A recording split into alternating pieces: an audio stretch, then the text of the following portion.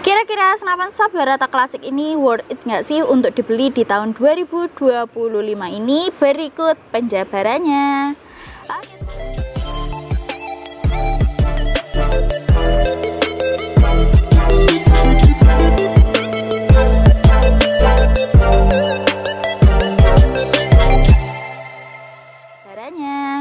Oke teman-teman bediler, salam satu laras, salam bediler. Jumpa lagi di channel Distributor Taktikal. Saya kembali menyapa teman-teman yang ada di rumah. Kali ini kita lagi punya stok senapan Sabarata klasik, dan di episode kali ini kita akan bahas terkait kelebihan dan juga kekurangannya. Dan kira-kira senapan ini itu worth it nggak sih untuk kalian beli di tahun 2025, terkait faktanya, terkait fakta kelebihan dan juga kekurangannya. Kira-kira worth it nggak sih untuk dibeli ya, seperti itu. Kita akan bahas, kita akan kuak fakta-faktanya di video ini. Jadi jangan lupa untuk subscribe dulu, nyalakan notifikasinya ya, seperti itu. Kita langsung saja bahas kelebihan dan juga kekurangannya. Kita bahas dulu kelebihannya. Yang pertama, senapan Sabarata klasik ini sendiri teman-teman bediler lumayan ringan ya. Jadi senapan ini memiliki bobot itu kurang lebih sekitar 2,5 kg untuk unit only ya, dan lumayan ringan. Jadi kalau digunakan untuk berburu, kalian tidak perlu bawa barang-barang yang berat kalau bawa senapan ini. Dia ini lumayan ringan dengan bobot kisaran 2,5 kg saja. Nah, jadi untuk kalian yang memang berburu kan capek ya teman-teman bediler, apalagi harus menyusuri hutan seperti itu, menyusur terus berpindah-pindah tempat, itu harus memerlukan tenaga ekstra juga. Nah, kalau kalian bawa barang-barang yang terlalu berat pasti juga lebih capek. Tapi kalau senapan kalian itu bobotnya kisaran 2,5 kg, lumayan ringan dan juga bisa dipertimbangkan juga kan ya, seperti itu. Oke, selanjutnya senapan ini untuk bagian grendel juga cukup mudah. Dia ini grendelnya model grendel otomatis. Kalian tidak perlu effort yang besar untuk menarik-narik grendelnya, karena biasanya banyak beberapa senapan angin jenis uklik atau juga yang lainnya yang memiliki grendel yang cukup seret ya teman-teman bediler. Jadi harus effort dulu kalau menggrendel karena tarikannya seret, berat kayak gitu. Nah, kalau senapan ini tanpa effort yang gimana-gimana, dia udah keluar sendiri untuk bagian tusuk minus atau grendelnya ya, cukup mudah pastinya.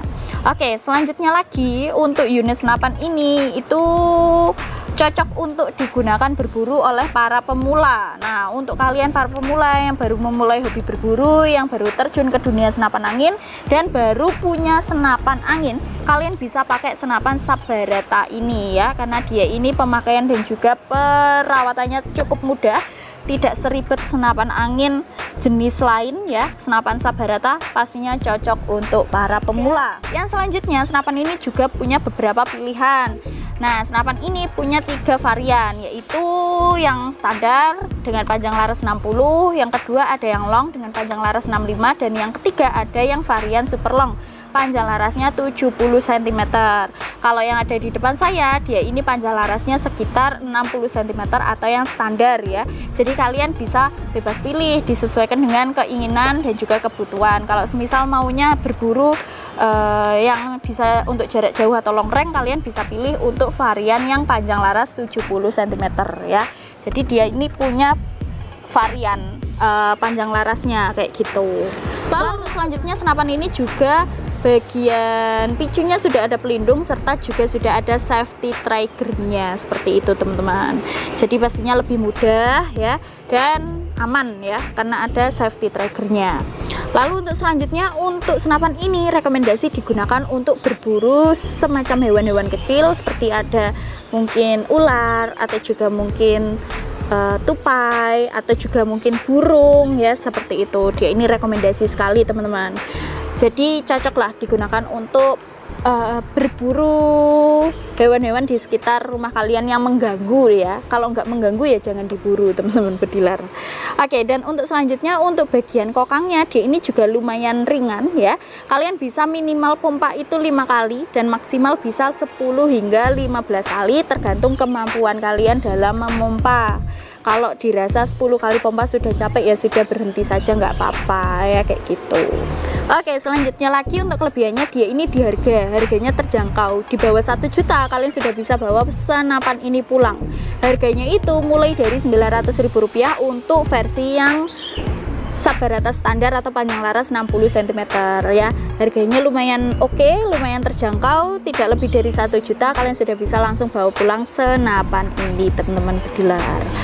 Lalu kelebihannya sudah saya jelaskan ya, sudah saya jabarkan. Kita jabarkan juga untuk masalah kekurangannya.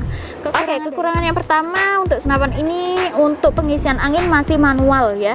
Jadi harus memompa, harus pompa tangan dulu ya. Jadi kalau kalian mau berburu, pastikan siapkan tenaga yang ekstra dulu. Harus harapan ya teman-teman bediler, supaya nggak loyo ketika memompa senapannya.